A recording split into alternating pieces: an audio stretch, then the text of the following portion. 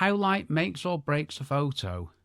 Photography is drawing with light. I can't say that too often.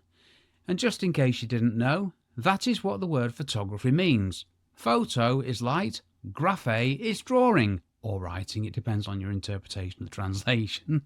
And we need to remember this. Photography is drawing with light, and great light can make a great photo. But rubbish light can make a rubbish photo. Yes, really. So we start with our primary light source, that big free one in the sky called the sun, which is a directional light which creates highlights and shadows, and how the elements align with each other and the sun will change the composition. Your job as the photographer, dear listener, is to make the most compelling photo you can. Your job is to make a photo that people want to look at. I said this earlier, an excellent composition, it guides the viewer's eye through the photo, and the viewer's eye should move through the photo in a natural way. And you can do this by arranging the elements of the composition and by clever use of light. In case you were wondering why I was saying this again under the light section. You can use shadows and lighter elements of a photo to draw the eye in and direct the viewer's eye. We're naturally drawn to the lightest parts of a photo, so we can use the shadows to accentuate the lighter part of the photo, which is often the subject matter. And you can use shadows to guide the viewer's eye as well.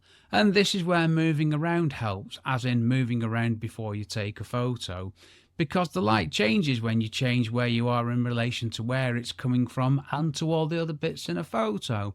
It's one of those things you really need to try to appreciate it, and when you do it, you find a load of things in a composition. You got some nice directional light, aka the sun, and you move around, you can see how things change. It's amazing when this penny drops, it really is.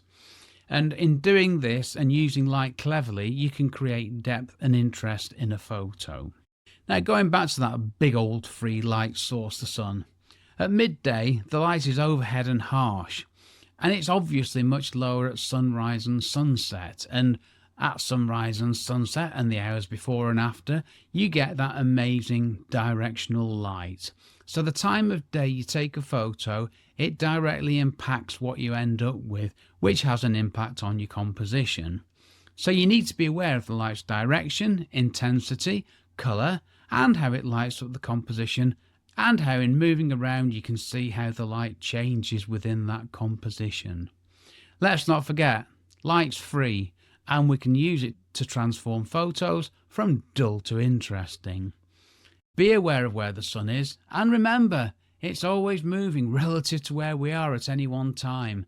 And if it's cloudy, is that necessarily a bad thing? Well, on a cloudy day, the clouds actually diffuse the sun, and it can give you a lovely soft overhead light source, so it's not all bad. Cloud doesn't mean don't take photos, okay?